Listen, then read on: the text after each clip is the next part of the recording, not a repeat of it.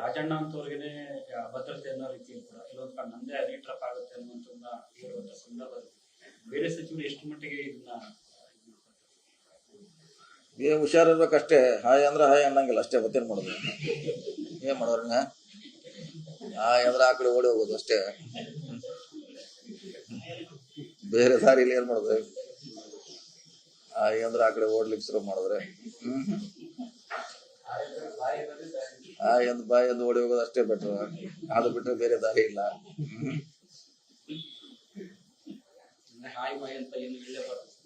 ಏನಲ್ಲ ಏನಂದ್ರೆ ನಾವು ಬಾಯ್ ಅಂತ ಹೋಗಿ ಬಿಡ್ಬೇಕಷ್ಟೇ. ರಾಜಣ್ಣ ಮಾಡೋ ಆರೋಪ ಪ್ರಕಾರ ಹಾಯ್ ಅಂದಿದ್ರ ಅಥವಾ ಬಾಯ್ ಅಂದಿದ್ರ ಸರ್ ಏನ್ ಅನ್ಸುತ್ತೆ?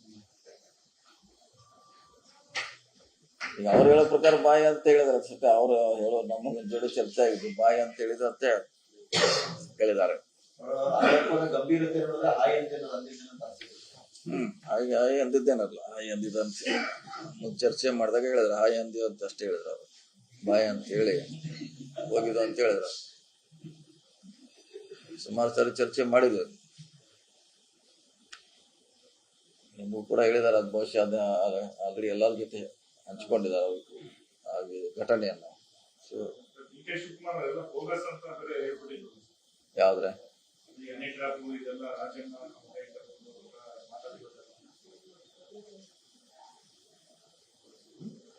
ಈಗ ಅವರು ರಾಜಣ್ಣ ಅವ್ರ ಮಧ್ಯೆ ಇರುವಂತ ಕೆಲಸ ಈ ವಿಷಯ ಘಟನೆ ಅದು.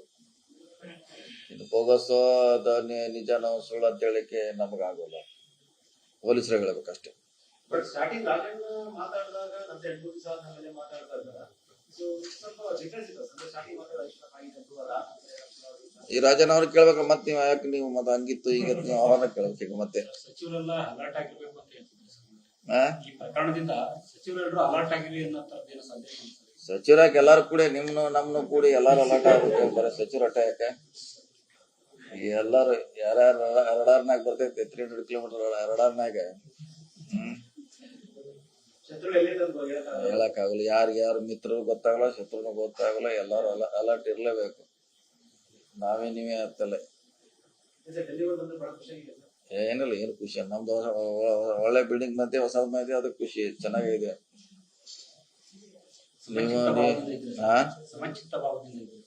ಏನಿಲ್ಲ, ಹಿಂಗೆ ಇರ್ತೀವಿ. ಯಾವಾಗ ನಾವೇನ್ ಯಾರಿಗೆ ಏನ್ ಮಾಡೋದು?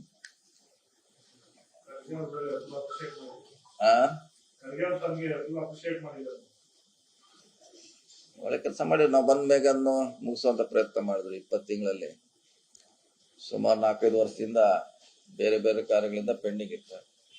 ಬಂದ ಮೇಗ ಅದೊಂದು ಒಳ್ಳೆಯ ಡೆಲ್ಲಿಯಲ್ಲೇ ನೋಡುವಂಥದ್ದಾಗಿದೆ. ಎಲ್ಲ ಭವನಿಗೆ ಸರಿ ಸಾಟಾಗಿ ಚೆನ್ನಾಗಿದೆ.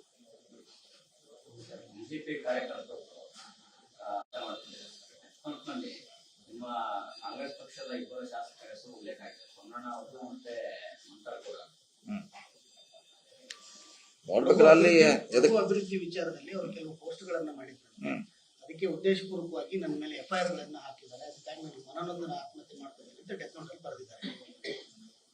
ನೋಡ್ಬೇಕಾದ ಪೊಲೀಸ್ ವಿಷಯ ಮಾಡ್ಬೇಕಲ್ಲ. ಅದಕ್ಕೆ ಆಗಿದೆ, ಅದಕ್ಕೆ ಬೇರೆ ಆಗಿದೆ. ಈಗ ಹೆಂಗಾರು ಪೊಲೀಸ್ ಆತ್ಮಹತ್ಯೆ ಅಂದ್ಮೇಲೆ ಎನ್ಕ್ವೈರಿ ಮಾಡೇ ಮಾಡ್ತಾರೆ.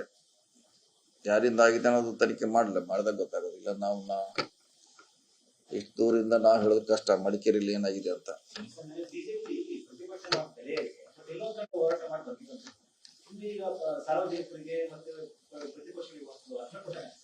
ಯಾಕೆ ಕೊಟ್ಟಂಗಾಯ್ತು? ಈಗ ಅವ್ರು ಮಾಡಿಲ್ಲಾರೆ.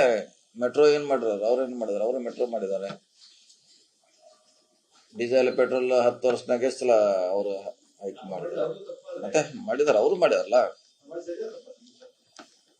ನೋಡಿ, ಅದು ಅನಿವಾರ್ಯ ಇತ್ತಂದ್ರೆ ಮಾಡ್ಬೋದು. ಯಾವುದೇ ಅಥವಾ ಬಿಜೆಪಿ ಕಾಂಗ್ರೆಸ್ ಪ್ರಶ್ನೆ ಆಗೋದು ಅನಿವಾರ್ಯ.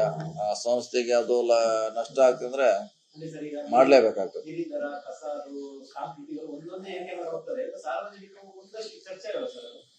ಅಲ್ಲ, ಇದು ನಮ್ಮ ಸರ್ಕಾರದಲ್ಲಿ ಒಂದೇ ಆಗಿಲ್ಲ. ನೀವು ಹೇಳುವಂತ ನಮ್ಮಲ್ಲಿ ಆಗಿದ್ರೆ ಓಕೆ. ಹಿಂದಿನ ಸರ್ಕಾರದಲ್ಲಿ ಆಗಿದ್ರಲ್ಲ. ಇದು ನೀವು ಹೇಳುವಂತ ಅವರು ಮಾಡಿದ್ದಾರೆ, ಮತ್ತೆ ಅವಾಗೂ ಮಾಡಿದ್ದಾರೆ. ಮತ್ತೆ ಅವಾಗ ಯಾಕಿದ್ದು ಪ್ರಶ್ನೆ ಬರದಿಲ್ಲ ಜನ ಕೇಳ್ಬೇಕಾಗ್ತದೆ, ನಾವು ಕೇಳ್ಬೇಕಾಗ್ತದೆ.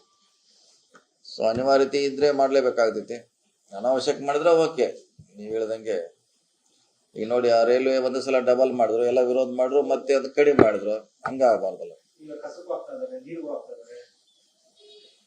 ಅದನ್ನ ಜಸ್ಟಿಫೈ ಆಗಿ ಇಲಾಖೆಯಲ್ಲಿ ಮಾಡೋದಕ್ಕೆ ಯಾಕೆ ಹೆಚ್ಚು ಮಾಡಿದೀವಿ, ಏನ್ ಕಾರಣ ನಿಮ್ಮ ಒಂದು ಇಲಾಖೆ ಉಳಿದೆಲ್ಲ ಮಾಡಿದ್ದಾರೆ ಸರ್. ಆದ್ರೆ ಸರ್ ಬಟ್ ಅನಿವಾರ್ಯನೇ ಸರ್, ಬೆಲೆ ಏರಿಕೆ ಅನ್ನೋದು ಅನಿವಾರ್ಯ. ಅನಿವಾರ್ಯ, ಡೆಫಿನೆಟ್ಲಿ ಅನಿವಾರ್ಯ. ಯಾಕೆ ಡೆವಲಪ್ಮೆಂಟ್ಗೆ ಜನಸಂಖ್ಯೆ ಹೆಚ್ಚಾಗೋದ್ರಿಂದ ಸೊ ಆಟೋಮೆಟಿಕ್ಲಿ